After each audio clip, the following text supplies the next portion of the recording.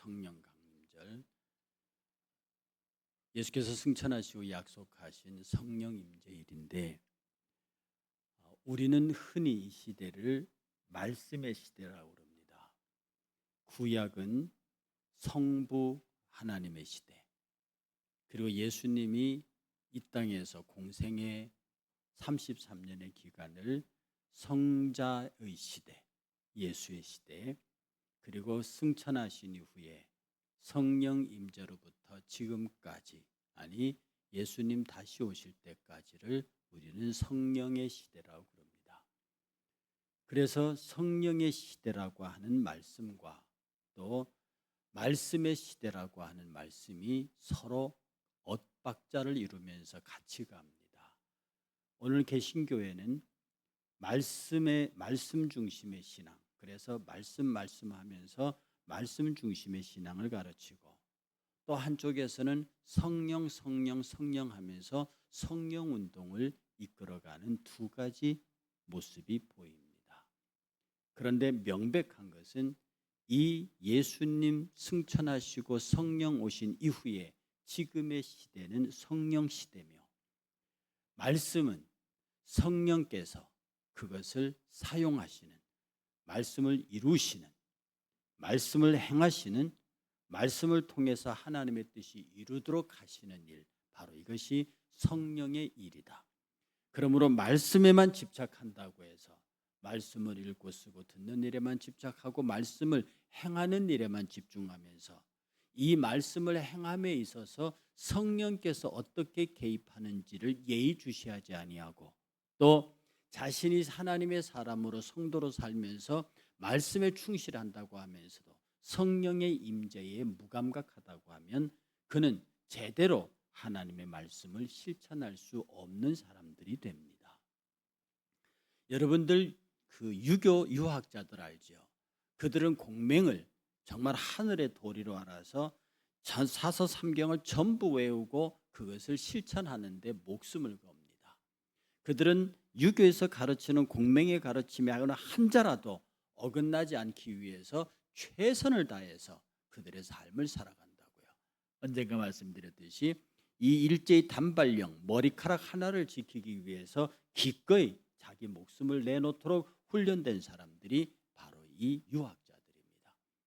우리 한국교회 초기가 이런 유학의 영향 때문에 하나님의 말씀을 문자 그대로 있는 대로 지키려고 집중했습니다.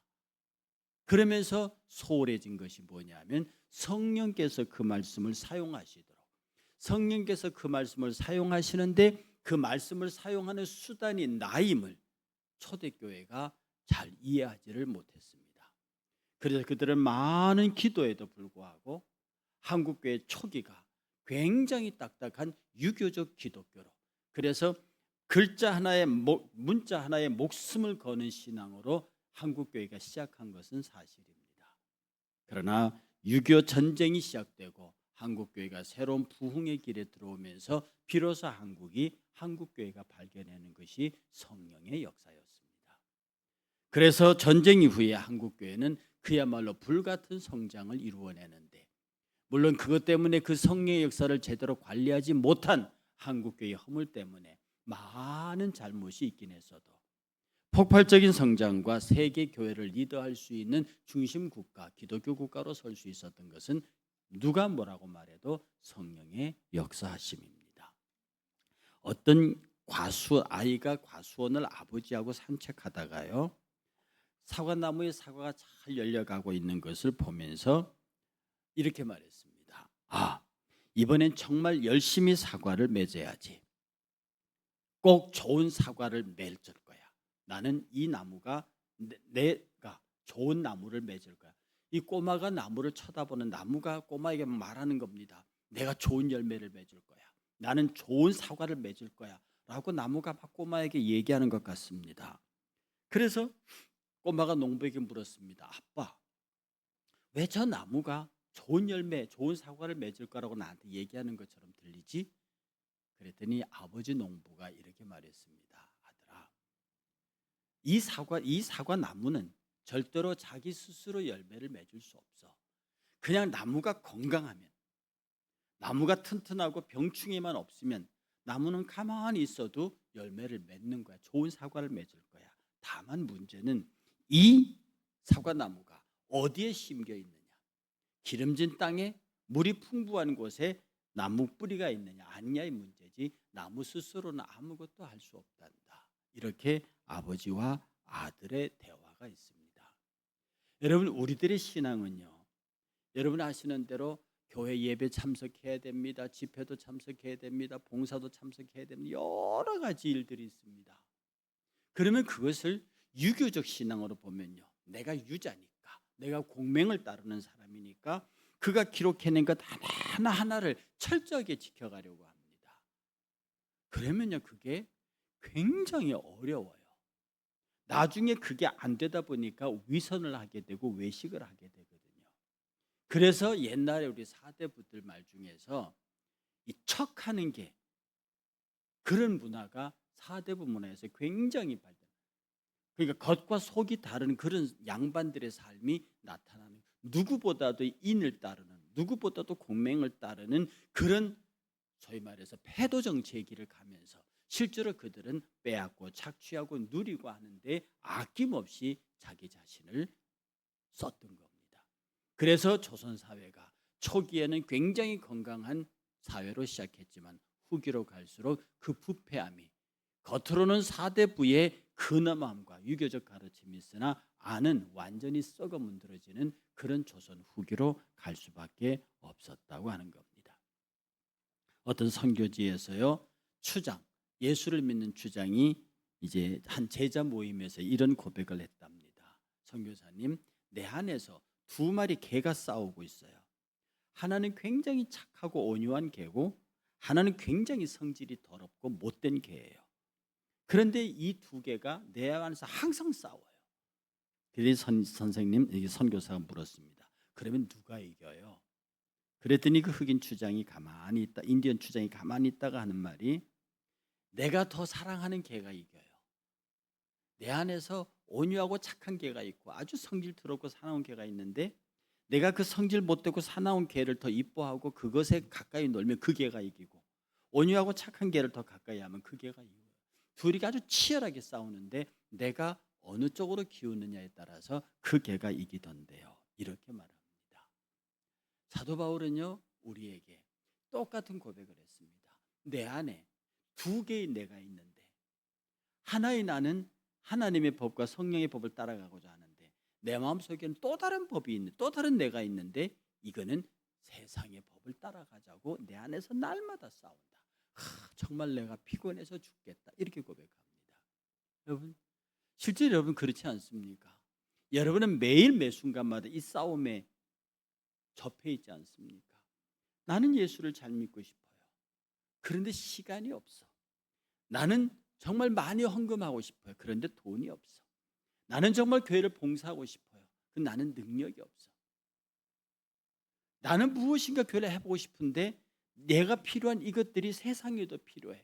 그래서 세상 것을 따라갈 것이냐, 내 것을 따라갈 것이냐, 교회 예배는 가고 싶은데 세상에서 더 좋은 것들이 나를 유혹합니다.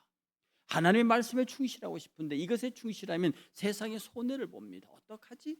이런 갈등이 우리 안에 늘 있어서 어떤 결정을 못 내리는 거죠. 이 갈등이 심하면 심할수록 어쩌면 예수를 잘 믿는 사람일 수 있습니다. 예수를 의식하기 때문에, 복음과 교회를 의식하기 때문에 그 갈등이 생기고 양심의 가책이 생기는 겁니다. 어떤 사람은 예수를 믿으면서 그런 거 아예 없는 사람도 있죠. 그래서 우리는 세 가지 형태가 나타납니다. 하나님의 성도로 살면서 아예 예수와 상관없이 교회에 오면 착실한 성도에, 세상에 가면 멋진 세상 사람이 되는 두 개의 형태로 사는 사람. 또 한 사람은 늘 양심의 가책에서 이러지도 못하고 저러지도 못하고 우왕좌왕하는 사람. 또 한 사람은 아예 세상을 끊어버리고 교회의 방법대로, 신앙대로 사는 사람. 이 세 가지 형태가 있습니다. 그래서 세상에 나가서는 세상의 사람으로, 교회에서는 교회로 사는 사람, 이런 이중적인 삶의 형태는 정말 바람직하지 못합니다.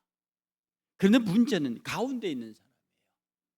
나는 예수를 잘 믿고 싶은데, 나는 정말 좋은 성도가 되고 싶은데 내 삶이, 내 조건이 그걸 허락하지 않습니다. 내가 신앙적인 것을 택하는 순간에 세상에 많은 손해를 봅니다. 이걸 내가 과감히 결단하고 따라갈 수 있는 능력이 없는 거예요. 그런데 성경은 말합니다. 잘라버리라고 말합니다. 오늘 19장과 21절에 보면요, 음행과 더러운 것과 호색과 우상 숭배와 줄수와 원수 맺는 것과 분쟁과 시기와 분냄과 당짓는 것과 술 취함과 방탕함, 이것은 육체를 따라가는 일이라 그랬습니다. 여기에서 성적인 죄악이 음행과 더러운 것과 호색이고요, 종교적인 죄악이 우상 숭배와 주술이고요, 인간적인 관계의 죄악이 원수 맺고 분쟁하고 시기하고 분내고 당짓는 거고요, 쾌락과 방탕을 따라가는 개인적인 범죄가 술 취함과 방탕함입니다. 이것들은 육체를 따라가는 것이라고 그랬어요. 이것은 누구도 예외 없이 계속적으로 파도처럼 우리의 양심의 해변을 때리는 것들입니다. 그런데 성령께서는 말하기를 이 모든 것들을 끊으라, 이 육체의 소욕을 끊으라고 말합니다. 이건 명령형입니다. 단호하게 끊어버리고 성령의 9가지 열매, 사랑과 희락과 화평과 오래 참과 자비와 양성과 충성과 온유와 절제가 우리에게 있는데 이것을 금할 법이 없다라고 분명하게 말하고 있는 겁니다. 여기 보면요, 오직 성령의 열매는 해서 9가지가 나오잖아요. 그런데 이 열매라는 말이 단수입니다. 다시 말해서 열매가 9가지인데 성령의 열매들은 하지 않고 성령의 열매는 이렇게 말합니다. 다시 말해서 이것은 마치 포도송이처럼 한 포도송이에 다 달려있다는 뜻입니다.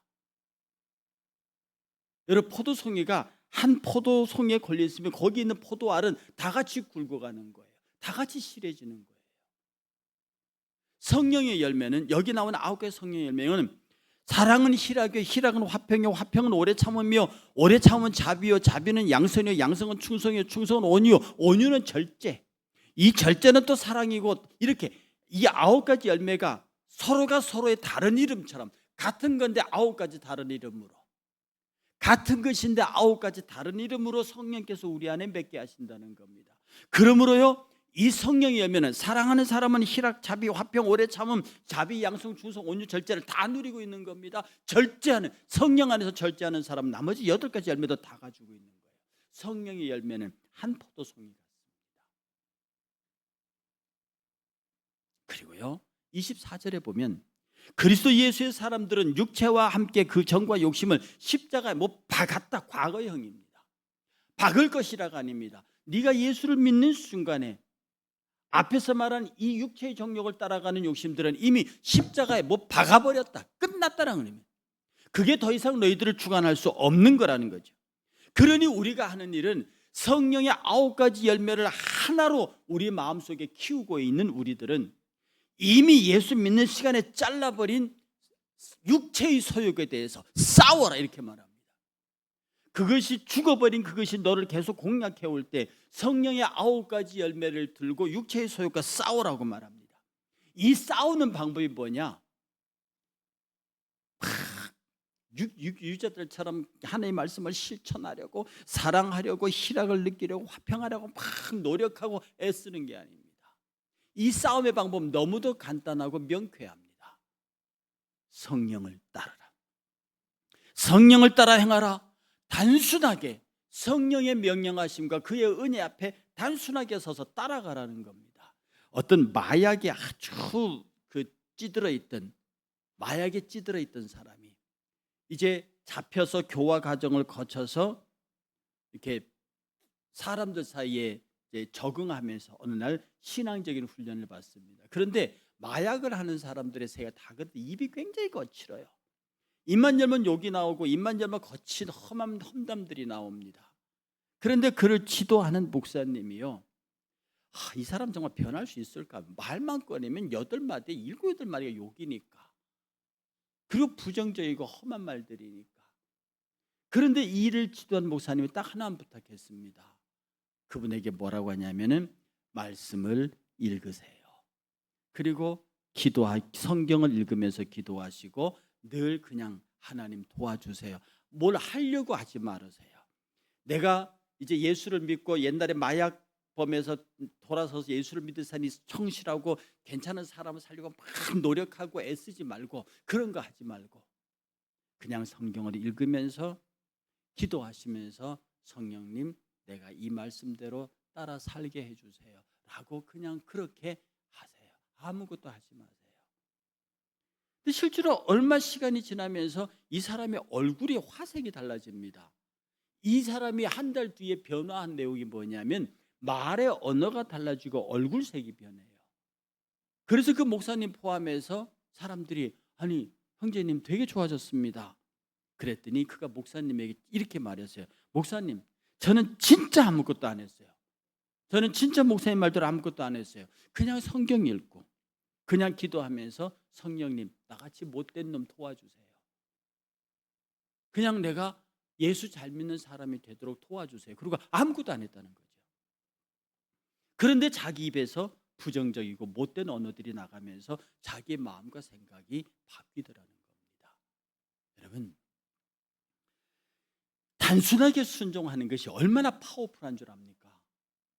단순하게 순종하는 것, 계산하지 않고 그냥 단순하게 순종하는, 여러분 그게 군대입니다. 이 세상에서 가장 강력한 조직이 군대예요. 근데 군대의 생명은 딱 하나입니다. 명령, 절대 순종, 명령 체계입니다. 어떤 사령관이요 명령을 딱 받았어요. 이게 도저히 말도 안 되는 명령이에요. 혁명을 일으킨 혁명군이 왕을 사로잡고 반정을 일으키는 사람이 왕을 사로잡고 그 왕을 겁박해서 말도 안 되는 조서를 만들었어요.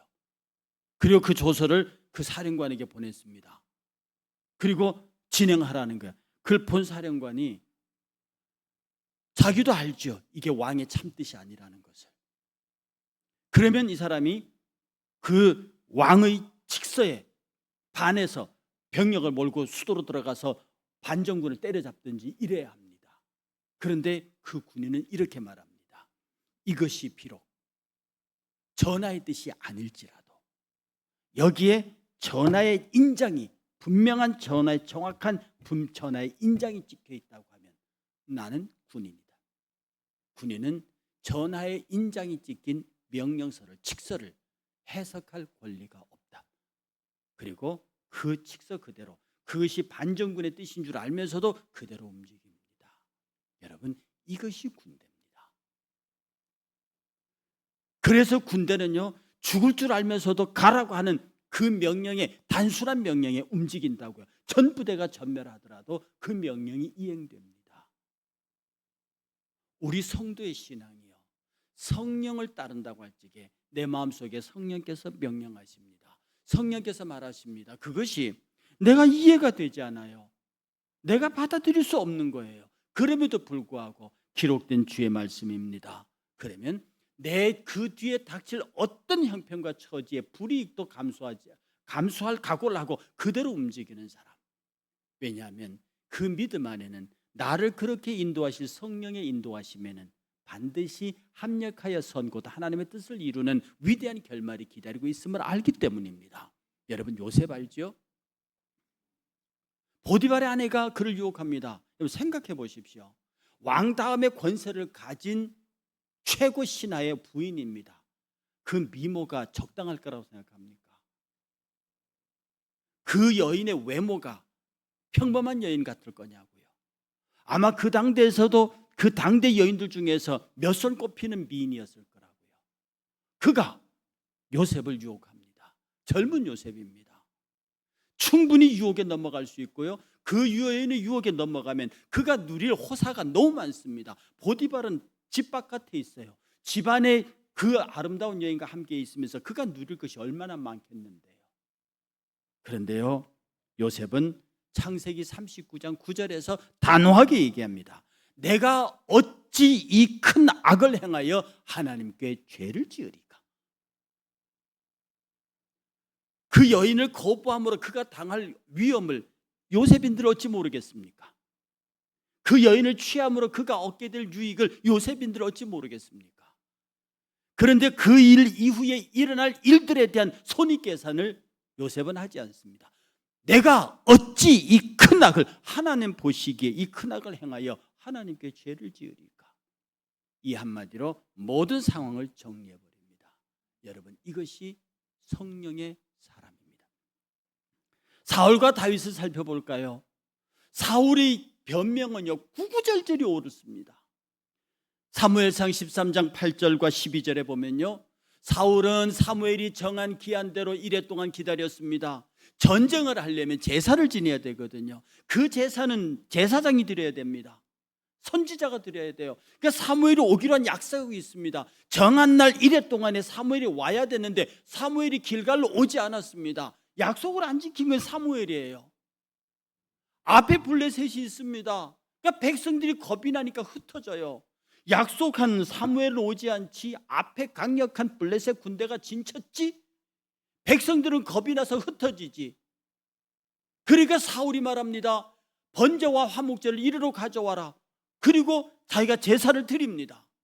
제사를 드렸더니 번제 드리기를 마치자 사무엘이 그때서 왔습니다. 제사 다 끝난 다음에 이제 백성들과 전쟁을 하려는 차이에 사무엘이 왔습니다.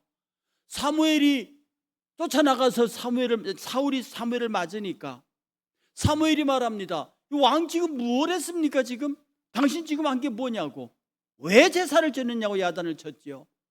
그랬더니 사울이 하는 말이 이겁니다. 사울이 이르되 백성은 내게 흩어지고, 사무엘 생각해 보십시오. 전쟁을 해야 되는데 앞에 적군은 정렬해 있고 전쟁을 해야 되는데 겁먹은 백성들은 다 흩어져 버리고, 당신은 정한 날에 오지도 않고 약속도 안 지키고, 블레셋 사람들은 이 발 앞에 믹마스에 집결해 있다는 것을 내가 보았는데, 그래서 내가 이르기를 블레셋 사람들이 나를 치러 온다, 블레셋 사람들이 나를 치러 길갈로 곧 내려오겠거늘 내가 여호와께 은혜를 간구하지 못하였다. 당신이 안 오잖아요. 내가 당신을 통해서 여호와의 은혜를 입고자 했는데 당신이 안 오잖아요. 그래서 내가 부득이하여, 저 말이 정말 간절한 말 아닙니까? 사무엘이요, 내가 어쩔 수 없었습니다. 당신인들 이렇게 하지 않았겠습니까? 내가 부득이하여 내가 번제를 드렸습니다. 제가 잘못했나요? 약속은 당신이 안 지키고 백성은 흩어지고 블레셋 군대는 믹마에서 길갈로 이동해서 내 앞에 정렬해 있고, 그러면 내가 어떡합니까? 나라도 제사를 드려야지.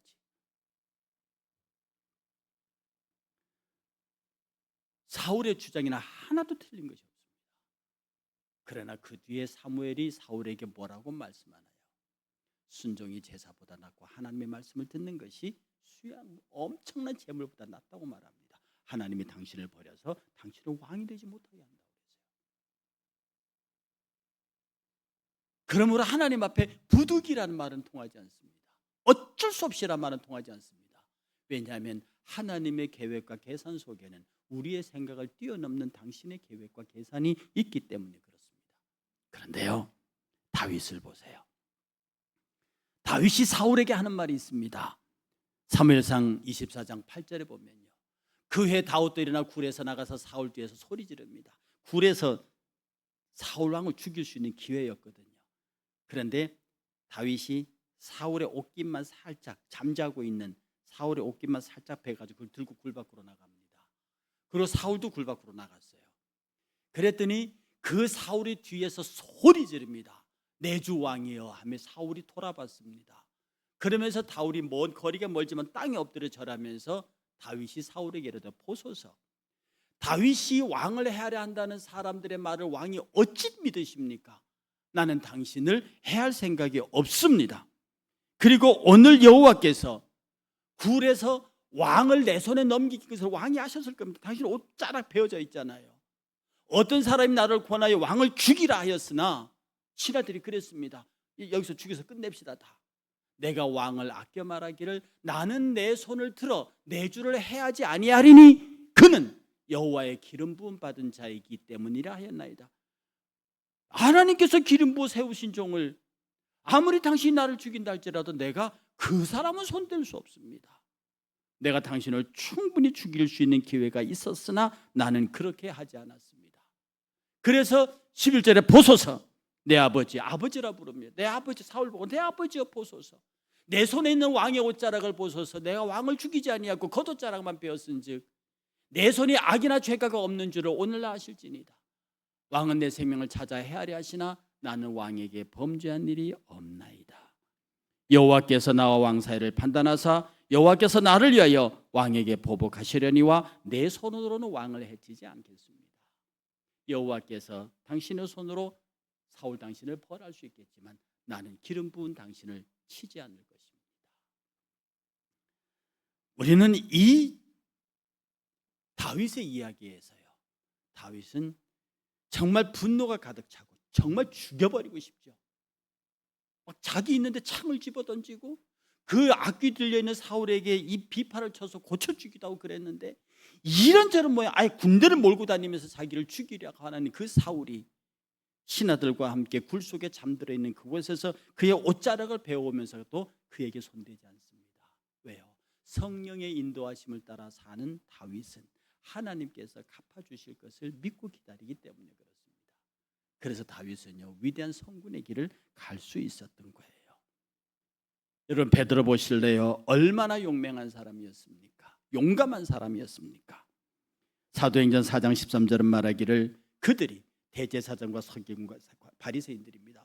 그들이 베드로와 요한이 담대하게 말하는 것을 보고, 그전에는 막 성질만 급했고 어떤 도망 다니고 예수를 부인하고 부정했던 이런 사람들이 담대하게 말하는 것을 보고 저들이 본래는 학문 없는 범인으로 알았던데 이게 보통 사람들이 아니구나라고 하는 것을 보게 되는 거예요. 그게 사도 베드로입니다. 사도 베드로는요, 예수님이 승천하기 직전까지도 그 놀라운 경험을 하고도 예루살렘을 회복할 때가 이때입니까? 라고 물었어요. 예수님의 부활의 의미도 그때도 못 깨달았다고요. 그리 지금 다 모아놓고 승천하시는 얘기를 하니까 그럼 이제 예루살렘 치러 들어갈까요? 라고 말할 때 예수님이 때와 기한은 너희 알 바 아니야, 그때가 아니야 라고 글을 주저앉힙니다. 그렇게 단순하고 무식했던 베드로가 사도행전 2장에 성령을 받은 이후에는 그 주변 사람들이 깜짝 놀랄 정도의 영의 사람으로 바뀌는 겁니다. 그의 순종은 대단히 단순했어요. 왜 우리가 성령을 따라가지 못합니까? 스데반의 역사가 그렇습니다. 자기를 돌로 치는 그 순간, 맞아 죽는 그 순간, 마지막 순간에 땅에 누우면서 돌로 치는 사람들을 용서해달라, 저들은 몰라서 그런다고 그들을 축복하고 죽습니다. 이게 성령의 사랑입니다. 사랑하는 성도 여러분, 예수 잘 믿으려고 노력하지 마십시오. 교회에서 무슨 일을 막 열심히 하려고 노력하지 마십시오. 내가 열심히 노력하고 내가 하면 자랑이 생깁니다. 사람들이 나를 알아주기를 원한다는 거예요. 내가 이렇게 열심히 했어요. 내가 이렇게 힘들게 했어요. 왜? 그럼 여러분 자신이 했으니까 맞아요. 그런데 여러분, 예수를 잘 믿으려고 예배 열심히 나오려고 교회를 열심히 봉사하려고 그렇게 하지 마세요. 주의 성령께서 여러분에게 여러분 마음 안에 임하여 계신 성령께서 하라 하시면 하세요. 여기는 어떤 해석도 필요 없습니다. 내가 하나님의 말씀을 읽어 죽기까지 복종하라. 주께서 내게 주시는 말씀이 있어요. 이것은 여러분의 믿음의 분량만큼만 가는 겁니다. 믿음의 분량이 요만하면 요만큼 순종 못해요. 이만하면 이만큼 순종 못합니다. 이만하면 이만큼 순종하게 되는 겁니다. 여러분이 마치 유자들처럼, 유학자들처럼 공맹에 읽어서 그대로 막 실천하려고 하는 그런 내 의지로 예수 믿으려고 하는 것은 지금 이 순간 내려놓으세요. 그건요, 여러분의 자랑이 되고 여러분의 자랑을 사람들이 인정해 주지 않으면 싸운다니까요. 그래서 자기 힘으로 열심히 일하는 교회가 싸움이 많은 교회입니다. 순종하여 성령께서 나를 통해서 일하십니다. 내 자랑이 아무것도 없는데 뭘 싸워요? 싸울 게 뭐가 있어요? 내가 자랑할 게 없는데, 전부 다 성령께서 하신 건데 나는 내가 한 것은 순종한 것밖에 없는데, 십자가를 위하여 죽으라 하면 예, 가난하라 하면 예, 병들을, 그것이 주의 뜻이면, 주의 뜻이면 이것도 하고 저것도 하고 내가 날마다 나를 쳐서 복종시키는 성령의 사람은요, 불러 이게 성령의 사람이 아닙니다. 그게 한국 교회의 오해였어요. 불러 금식하고 아닙니다.